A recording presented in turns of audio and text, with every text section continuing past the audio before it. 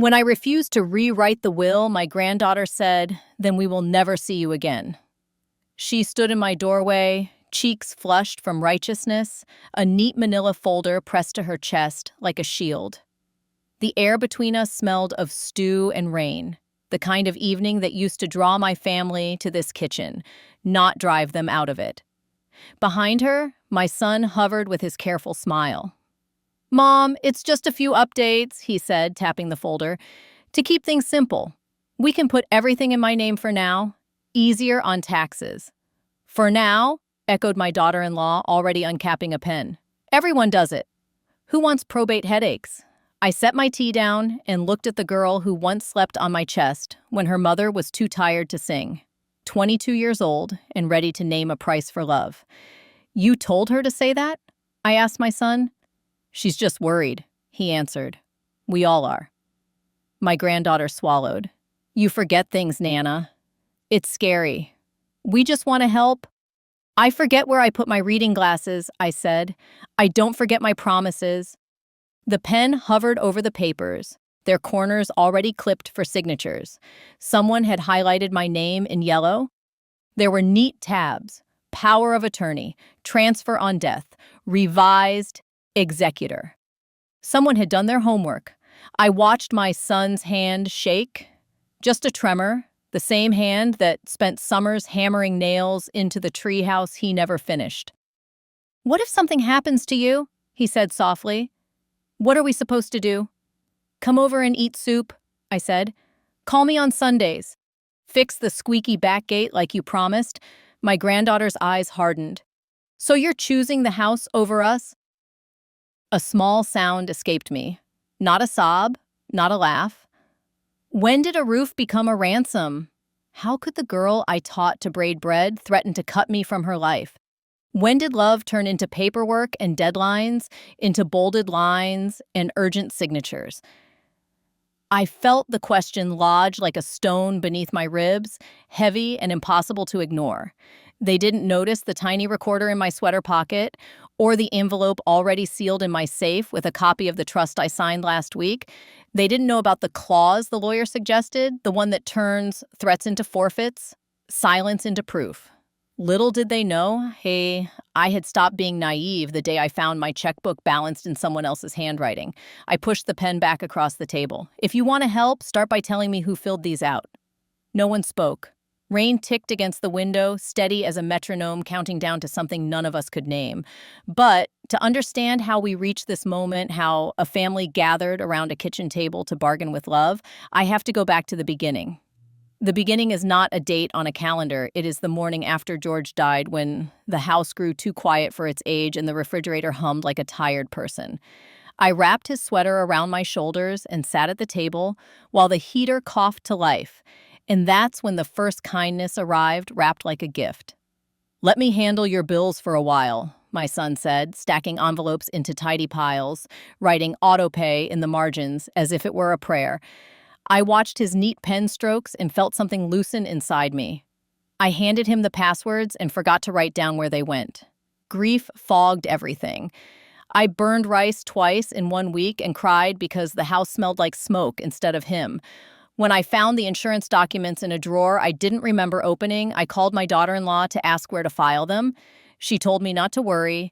She had a friend at a clinic who could help with paperwork. "You shouldn't stress," she said.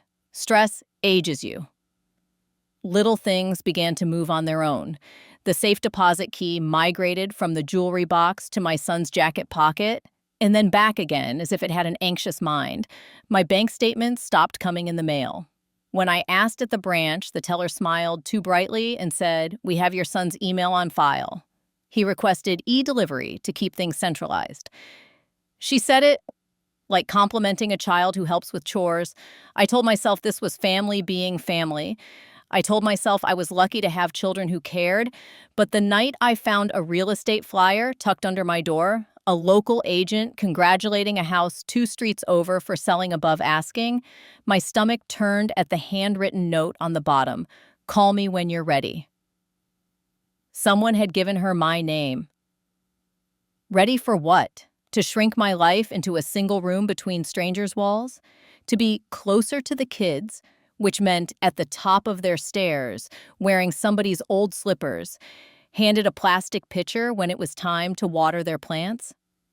When my son started calling me Mom, the way doctors say ma'am, something settled in me like a stone. On a Tuesday morning, I walked into a law office with polished wood and a receptionist who spoke softly. I expected a man in suspenders. I got a woman, my granddaughter's age, with a notepad and a listening face. Her name was Miss Calder. She said it simply, like a secret that wouldn't be used against me. "You're not the first," she told me after I laid out the pieces, the e-statements, the auto-pays, the clinic friend, the flyer. Grief is a fog. Fog is when people bring flashlights and start rearranging furniture. "I don't want to fight," I said. "Good," she said. "Then we will plan instead." The plan had bones. We moved the house into a living trust with my name steady at the top and a second trustee who did not share my last name, Ruth from church, a retired bookkeeper who brings oatmeal cookies to funerals and checks her math twice. We added a clause that read like a fence: "No one who pressures me or threatens estrangement shall benefit." We updated the healthcare forms and made a list of people who would be called should I fall or faint, none of whom stood in my kitchen that rainy night. "Get an evaluation," Ms. Calder said. "Not from a friend of a friend. From someone who will look you in the eye and ask you to count backward by sevens." So I did. The geriatrician's office smelled like soap and paper. I spelled world backwards without pause and remembered 3 words after 10 minutes, then 4 after 20, because the nurse reminded me with a smile. "People think forgetting a word means disaster," the doctor said. "It means you have 3 words left. We'll note that." He signed a letter that said I understood my affairs and that grief, while heavy, had not punctured my mind. I went home and made tea. I tucked the letter into my cardigan pocket and felt heavier and lighter at once. Days later, my daughter-in-law arrived with a casserole and a sympathetic look that had been practiced in a mirror. "You should come stay with us for a few weeks," she said. "Being alone isn't good for you." "Being handled isn't either," I said, and we both smiled as if the line were a joke. That weekend, I found a notary stamp on my kitchen counter, threaded into the stack of mail like a needle through cloth. The name was unfamiliar, the stamp was fresh, the ink bled at the edges like a cut. When I flipped a few pages, there it was, a power of attorney bearing my near-perfect signature. It felt like seeing your own face in a crowd and realizing your eyes were the wrong color. I did not call my son. I called the notary. A woman answered and asked how I got her number. I asked when she witnessed my signature. "I don't recall," she said quickly. "I notarize dozens of documents a week." Then she hung up. I took out the little recorder I had ordered online after Ms. Calder suggested it. "Keep it on you," she said, "not because you don't trust them. Because someday you might need to trust yourself." The first recording I made was of my own voice practicing "no, thank you," and then silence. It was longer than you'd think. The second recording is of the Sunday dinner where I learned who my children had become. My son walked in with the careful smile that says, "You will agree with me because I sound reasonable." My granddaughter carried the folder. My daughter-in-law set the table with the precision of someone navigating a minefield. When my granddaughter said the words that cut stone of a sentence, "Then we will never see you again," I felt something ancient rise in me, not anger so much as clarity. I pushed the pen back to them and asked who had filled out the forms. The rain tapped time. No one answered. They left within minutes. The stew cooled. I washed the bowls and rewrapped the bread and then sat with the recorder on the table and listened to the click when it stopped. And it sounded like the end of a song we had all been humming for years without knowing the words. In the morning, I went to the bank. The branch manager met me in her office with a jar of peppermints and an expression like a shield. "We're so sorry for any confusion," she said, after I told her what had happened with the e-statements. Then she pulled my file and frowned like a person noticing a stain. "Who authorized this change?" she murmured. "It's logged as a phone request from your son. He's a joint user on the account ending in 4512. He is not." I said. She stared at the screen, then at me. He is now. We spent an hour untangling what could be untangled that day. I reset passwords and revoked access and ordered paper statements and placed a fraud alert on my credit. The manager promised a formal investigation and then lowered her voice. Do you have someone you trust to come to the branch with you next time? I do, I said. I'll bring her. I brought Ruth the next day. She wore pearls to the bank as if truth deserved a little ceremony. We added her as co-trustee on the trust account and removed any tether that led to my children's fingertips. Ruth kept her voice even and her face kind, and by the time we were done, the manager was calling her Mrs. Levin with a tone people reserve for librarians and judges. That afternoon, I called the geriatrician's office and asked if they had heard from a clinic about me. No, the nurse said after checking. We've had no outside requests. Why? Someone has a letter that says I've been slipping, I said. From a clinic I didn't visit. She was quiet for a long moment. Would you like us to note that in your file? Yes, I said, and wrote down the date of the call, the time, and the nurse's name as if I were leaving breadcrumbs back to myself. 2 days later, I found the for sale sign. It was in my son's trunk, lying atop a coil of extension cords like a sleeping animal. The metal stand was scratched. There was a smear of dirt along the bottom from being tested in someone else's lawn. I closed the trunk and stood in the driveway listening to the wind. Then I went inside and wrote a letter to the broker whose name was printed on the sign. I attached the trust paperwork and the clause about pressure and threats in the letter from the doctor. I did not threaten, I informed. The next morning, the broker called me herself, voice edged with embarrassment and anger that wasn't aimed at me. I am so sorry, she said. He represented himself as your attorney, in fact. He signed the listing agreement with a power of attorney. Did you verify it? We did, she said slowly. It was notarized. By a ghost, I said. There is no such power. Please remove any photos or listings of my home. Today? They aren't live, she said quickly. Why, we hadn't taken photos yet. We won't. I'm terminating the agreement. She hesitated. He said you were confused. I am not, I said, and we both let the sentence stand until it felt like a wall. I told Miss Calder everything. She listened, took notes, and then said, "We'll need a judge." Do we? I asked. The word sounded bigger in that office than it had in my head. If he's willing to sign your name to contracts and threaten estrangement to force changes, she said gently, we should ask the court to put a fence he can see. I went home with copies of petitions that used words like relief and injunction and protective order. I made stew again and invited my neighbor Arthur to share.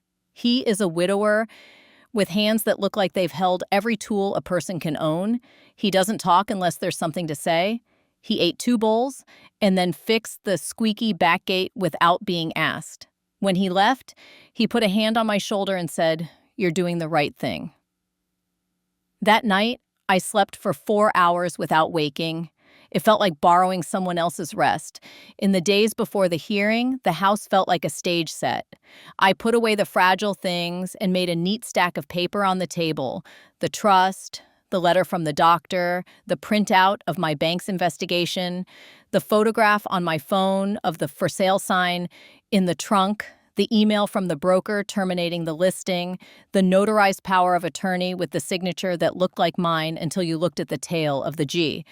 I added the recording device with fresh batteries and placed it on top like a paperweight. My son did not call. My granddaughter sent a text message that said, "We love you." We're scared, I typed, "I love you. I am not in danger," and deleted it. I typed, "When you're ready to talk without papers between us, I'm here," and sent that instead. On the morning of the hearing, the courtroom smelled like varnish and old paper and something citrus that must have been the cleaner. The judge wore glasses and looked like someone's uncle who tells long stories at barbecues. He called my case and I stood, knees steadier than I'd expected. Miss Calder spoke first. She was precise and plain, her voice the opposite of dramatic. She said my name, she said my age, she said my husband's name and how long it had been since he left this world. She said what had happened at my kitchen table. Then she played the recording.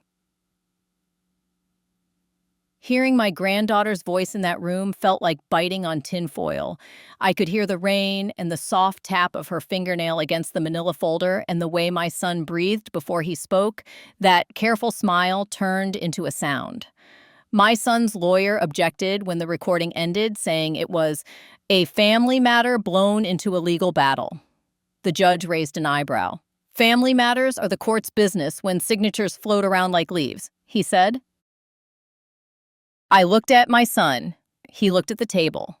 In the row behind him, my daughter-in-law sat with her sunglasses pushed up on her head, hands folded as if in prayer. We presented the doctor's letter and the bank's investigation starting and the broker's email. Then came the part I had not wanted but could not avoid. Miss Calder called the notary. Subpoena had done what politeness could not. The woman walked to the stand and swore to tell the truth. She glanced at my son on her way. Did you notarize a power of attorney for this woman? Miss Calder asked. I did, the notary said, staring at the wood grain of the witness box. Did you witness her signature? The woman shifted. Her son said she had signed at home. He brought it to me. That is not witnessing, the judge said before my lawyer could respond. He took off his glasses and cleaned them with a handkerchief, which made the silence sound louder. Did you check her identification? Miss Calder asked. I saw a photocopy, the woman whispered. And you stamped it? The woman nodded. I shouldn't have. No, the judge said mildly. You shouldn't have. By the time we finished, the story had edges even strangers could see. The judge granted the protective order and barred any attempt to sell or encumber my property without my signature or the co-trustees. He voided the notarized power of attorney and referred the notary to her licensing board. He told my son to stop acting like an attorney when he was not one. He looked at me and said, Mrs. Bide. Hart, if anyone tells you that you are confused, tell them the judge said you are not. Outside the courtroom, my son stood by the elevators with his hands in his pockets, staring at a scuff on the floor that wasn't going anywhere. My granddaughter's mascara had smudged under her eyes. She looked like a child who had worn a costume too long. My daughter-in-law stared at me with a fury so bright, it looked like light. I didn't want this, my son said when I stopped a few feet away. What did you want? I asked. He looked up. His eyes were damp, but his jaw was stubborn. Ease, he said. For once in my life, I wanted something to be easy. I am not a thing, I said, and walked away before I could make room in myself for the plea behind his words. The house felt different that night. It did not hum the way it had after George died. It sat with me, four walls and a roof, witnessing a woman who had made a choice and was not sorry for it. I made tea and drank it, while the front porch light haloed the late moths, and somewhere in the neighborhood, a child laughed in the sudden way children do, as if the sound had been waiting on their tongue. The quiet didn't last. Ease doesn't give up without a fight. 2 weeks later, a letter arrived from my son's lawyer, this time on thicker paper. It accused me of being under undue influence by my co-trustee and suggested a capacity evaluation by a mutually agreed upon clinician, which happened to be the same clinic where my daughter-in-law's friend worked. There was a proposal to mediate in the meantime and a suggestion that we freeze all changes to the trust. I took the letter to Miss Calder. She sighed, not in defeat, but in recognition. He thinks he can starve you out with paper, she said. The court order stands. They can suggest, they cannot compel. If they file, we'll answer. In the meantime, live. The word felt both revolutionary and small.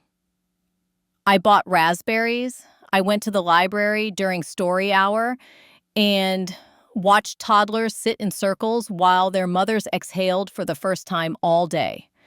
I took the bus to the cemetery and sat by George's stone and told him what had happened, everything from the for sale sign to the judge's handkerchief. When I stood to leave, the woman at the next plot said he would be proud, and then went back to trimming the grass around her husband's name. A day later, Sophie knocked on my door. My granddaughter did not bring a folder. She brought a bag of groceries, and her eyes, Can I come in? She asked. Always, I said, and meant it. She put the groceries on the counter and lined them up as if laying out intentions. Bread, eggs, milk, a packet of basil that scented the whole kitchen. She touched the edge of the old table. I used to draw here, she said, horses with too many legs. You improved, I said. She sat. I'm sorry, she said in a rush that almost swallowed the words. Mom told me to say that thing. She said it would shake you. She said the will is wrong and unfair and that you're not thinking clearly, and she stopped and pressed her fingers to her eyes. Do you think I'm not thinking clearly? I asked. She dropped her hands. No, she said. I think you're sad. I think we all are. And I think Mom gets mean when she's scared. And I think Dad... She looked at the window. He wants to fix things without getting his hands dirty. Why did you agree to it? I asked gently. Why stand in my kitchen and threaten to leave me? Sophie looked down at the basil and smiled without humor. Because I owe $62,000 in student loans, she said. Because Mom said if the house sold and everything moved faster, there would be some to help me. Because I'm working 2 jobs and still can't afford the dentist. She looked up. Because I am 22 and I was stupid in the exact way 22-year-olds are. The anger that had stayed with me, a quiet companion, softened around the edges. Not forgiveness. Not yet. But something that could become it. I'm not changing the will, I said, but I am changing how we talk to each other. Do you want to help me with that? Sophie nodded. Yes, she whispered. Then tell your parents you came to see me. Tell them we had tea. Tell them you told me the truth and that I told you mine. And tell them I will not be threatened in my own home again. She laughed a little at that, the kind of laugh that holds back tears. I will, she said. We made eggs and toast and ate at the old table. She asked if she could water the garden and went outside with the dented watering can.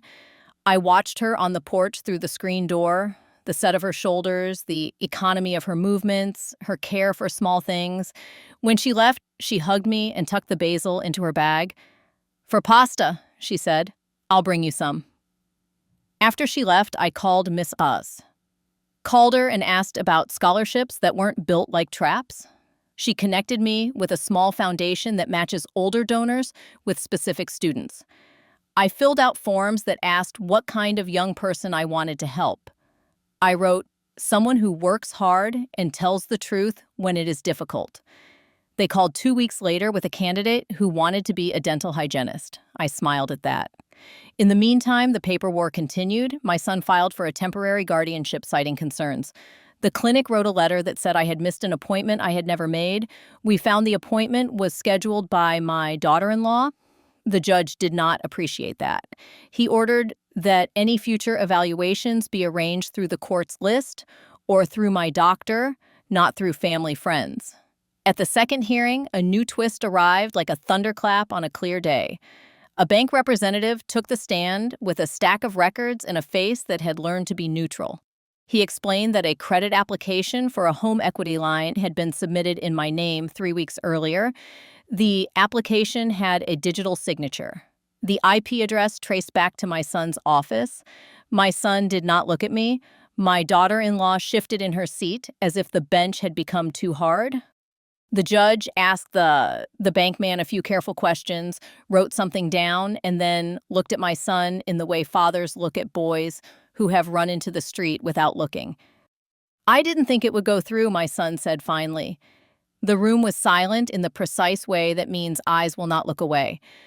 I was just checking what was possible. Felonies are possible, the judge said softly. So is prison. He referred the matter to the district attorney, and I felt my knees go loose.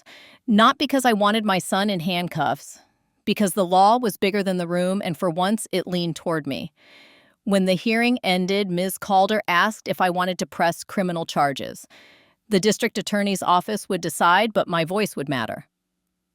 And we sat in the empty courtroom while the clerk stacked files. I don't want revenge, I said. It surprised me to hear it, and then it didn't. I want the truth to cost what it costs. It will, she said. That night, I left the porch light on and wrote 3 letters. One to my son, saying that if he contacted me, it must be through my lawyer and that I would not discuss the house, the will, or money without her present. One to my granddaughter, saying I loved her and that any scholarship help would have to go through the foundation, not directly through me, and that she must not tell her mother until it was done. And one to myself, dated and placed in the safe next to the trust. You are not crazy. You are grieving. You are brave. You are allowed to protect what you built. Weeks stretched. The case moved like cold honey. I learned patience the way children learn a second language, by listening more than speaking. I learned practical things too: how to freeze my credit with 3 phone calls, how to close an account without apologizing for the inconvenience, how to say, put that in writing, and then wait. Ruth and I made a ritual of checking my mail together. We ate cookies at my table and sorted envelopes into piles labeled pay, read, shred, smile. Smile was for letters from friends, photos from church picnics, catalogs with floral dresses that look better in print than they ever would on a person. One afternoon, as we were sorting, the doorbell rang. Ruth peered through the glass and nodded me forward. It was the broker from the for sale sign, the same woman who had called to apologize. She held a small stack of papers and a look of someone who has decided to outlive her mistakes. I thought you should have these, she said. Copies of everything your son signed, emails, the timestamps. She looked at Ruth and then back at me. I know it's not my job to fix this, but it is my job not to make it worse. I took the papers and thanked her. She was halfway down the path when she turned. My mother is your age, and it's then, she said. She paid for my college by making wedding cakes at night. I'm sorry I didn't see this sooner. After she left, Ruth said, there are more of us than there are of them. She meant women who keep records and receipts and memories in the folds of our aprons. She meant people who know the difference between help and control. A month later, the district attorney called to say they were filing charges for attempted fraud. The words landed like hail on a hot roof. I nodded into the phone and thanked her and hung up and then cried by the sink because this was not the life I had dreamed for my son, and yet it was the life he had built with his choices. I called Miss Calder, who told me to sit down, drink water, and let myself feel everything at once instead of in pieces. I did, and it felt like having company after too long alone. The arraignment was short. My son stood in a suit that looked too big and said, not guilty. And the judge set dates that became new dashes, dates on my calendar. My daughter-in-law looked at me as if I were the one who had brought the thunder. She whispered to him. He did not turn. Sophie sat 2 rows behind them, alone. When it was over, she came and stood with me in the hallway. I'm going to move out, she said. I'll stay with a friend. Mom's angry all the time. Do you need help? I asked. She shook her head. I need permission to be brave, she said. You have it, I said. And we stood there until the hall emptied and the fluorescent lights buzzed the way they do when no one is listening. As the case moved through its slow weather, my life began to take shape around new rituals. I joined a Wednesday group at the library for women who wanted to learn about money without being talked down to. We were widows and divorcees and people who had never been married, and one woman married 54 years who had always let her husband write the checks and now wanted to learn just in case. And we brought our bills and our bravery and sat at long tables correcting each other's math and saying, you can call the cable company and ask for a lower rate, like we were telling secrets. I taught 3 women how to set up online banking the right way and how to store their passwords somewhere their sons could not find them. I told them about trusts and co-trustees and recording devices that made you feel like a spy until you needed to be one. I did not tell them everything. Some parts I kept for myself because even brave women are allowed to keep a room locked. The first major twist, the one that changed the balance in a way none of us could have predicted, arrived on a Tuesday in the form of an envelope with my daughter-in-law's name on it. It had been misdelivered to my house. The return address was the clinic. I should have put it back in the mailbox and left it to the system that misplaced it. Instead, I I knocked on Arthur's door and asked him to stand with me while I did something I had taught my children not to do. I slit the envelope with a butter knife and read. Inside was a bill for a consultation. The date was 3 days before the first time my children had pressed for me to stay with them. The patient name was mine. The notes read, "Cognitive assessment incomplete due to patient noncompliance." The signature at the bottom was from a physician's assistant I had never met, but there, in the margin, was a scribble in a different hand. Patient not present, spouse gave history, daughter-in-law requested letter, spouse. George had been gone almost a year when that appointment was scheduled. I took a photograph of the note with my phone. Arthur did not say a word. He poured me a glass of water and handed it to me the way a person hands another a railing when the stairs feel steep. And we gave the envelope to the district attorney. We gave a copy to the judge. The clinic began to feel the heat of attention it had thought belonged to other people's kitchens. The physician's assistant was replaced by a lawyer when the questions started, and the clinic's director issued an apology that used the word miscommunication twice and the word error once and never the word wrong. The judge did not care for synonyms. In the months that followed, the guardianship petition was withdrawn. The clinic sent a certified letter to the court stating they had no grounds to question my capacity and that the note had been entered in error based on incorrect information from a family member. They did not name my daughter-in-law. They did not have to. When the district attorney offered a plea deal to my son, restitution, community service, probation, financial counseling, and a no-contact order for 6 months, he took it. I signed my part in a quiet room with the DA and MS Calder and a pen that did not record because the law was doing that now.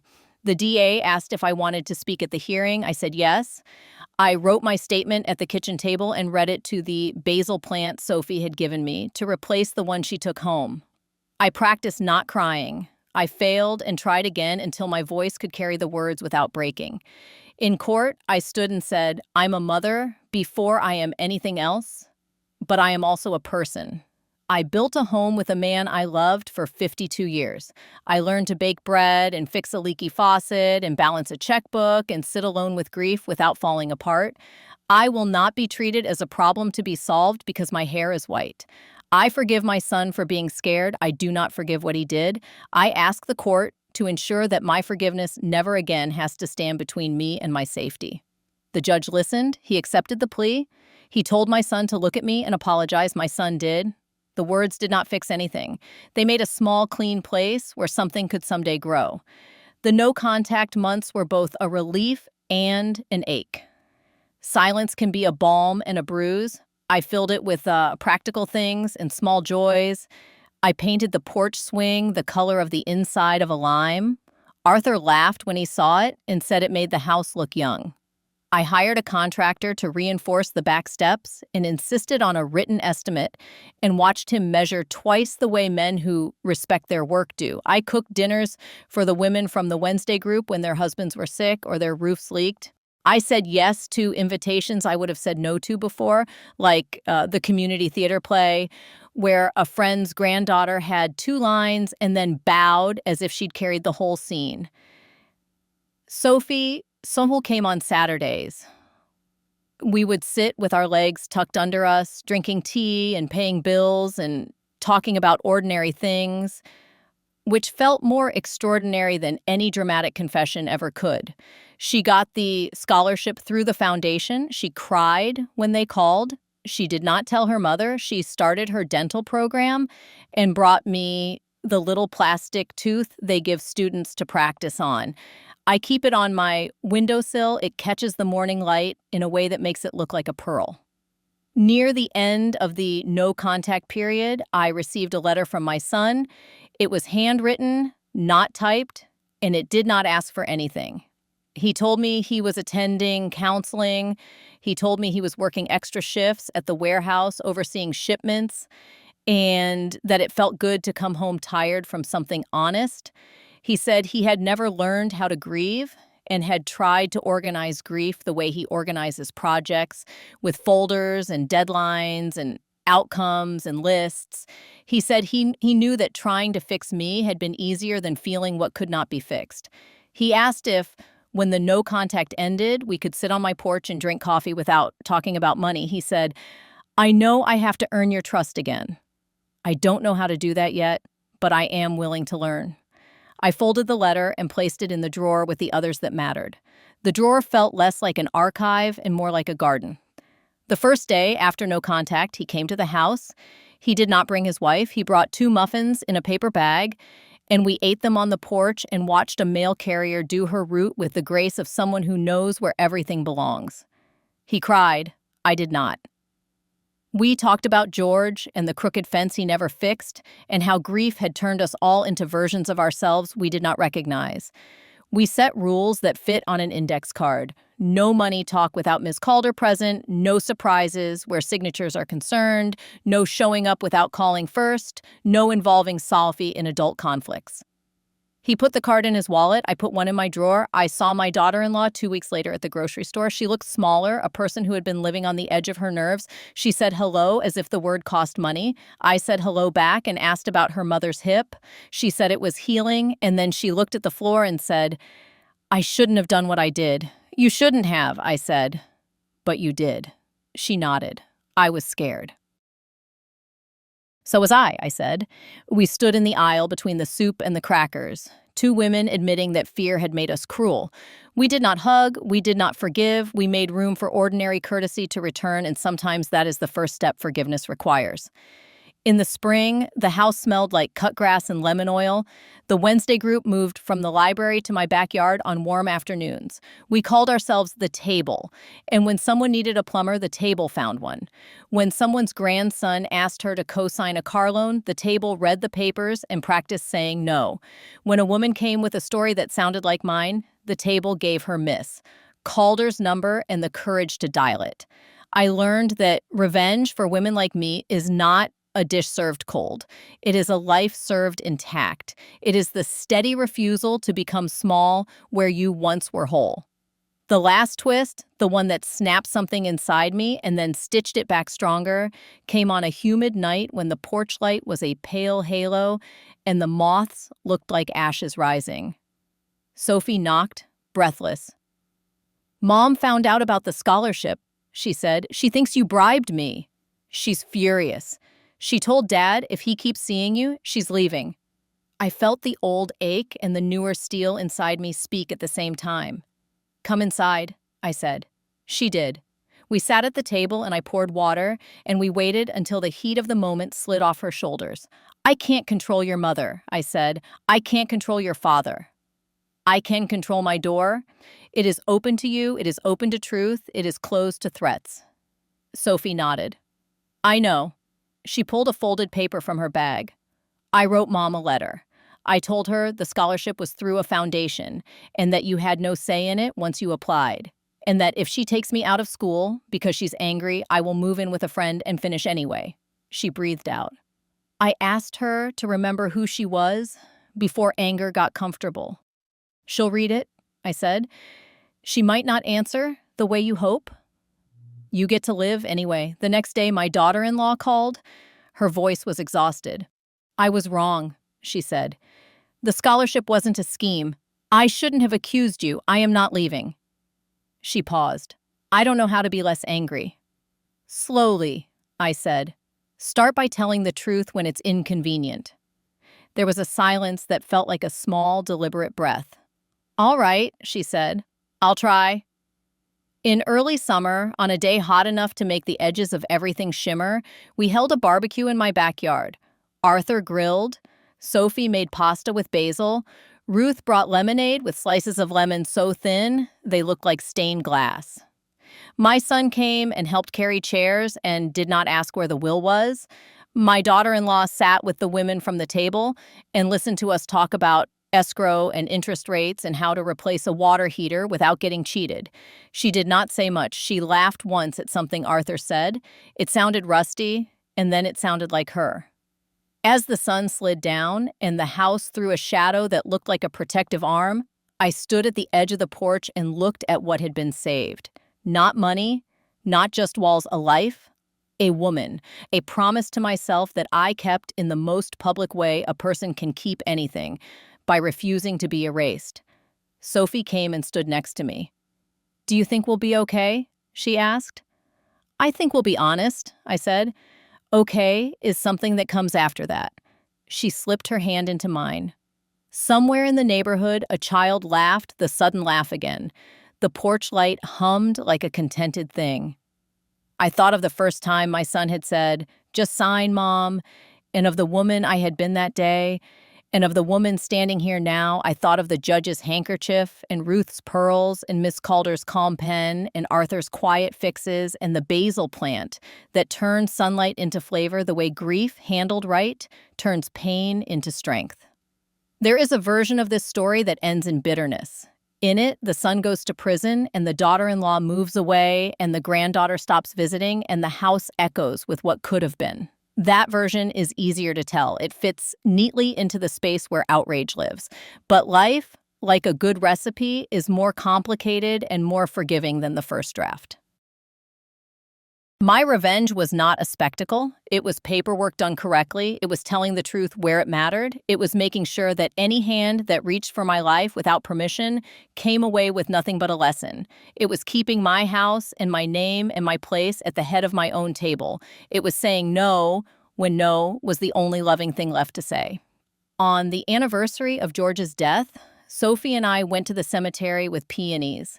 We trimmed the grass around his stone and placed the flowers and stood in the quiet that is not empty, but full of the hum of everything still living.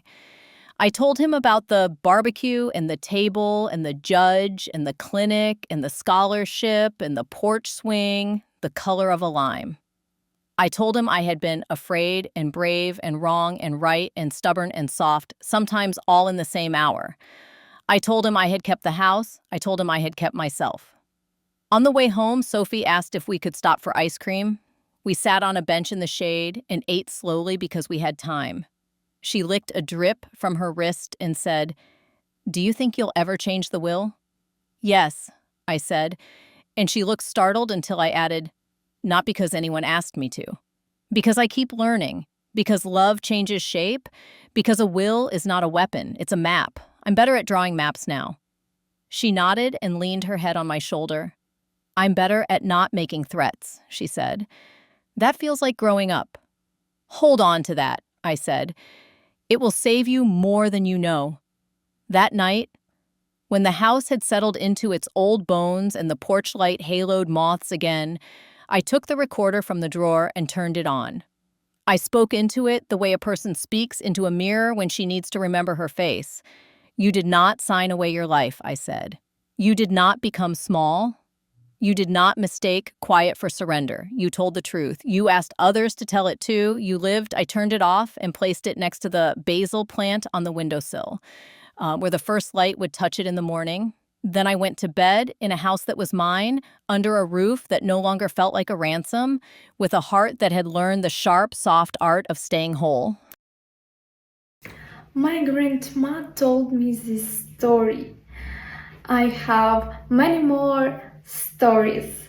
Subscribe so you don't miss the most interesting things.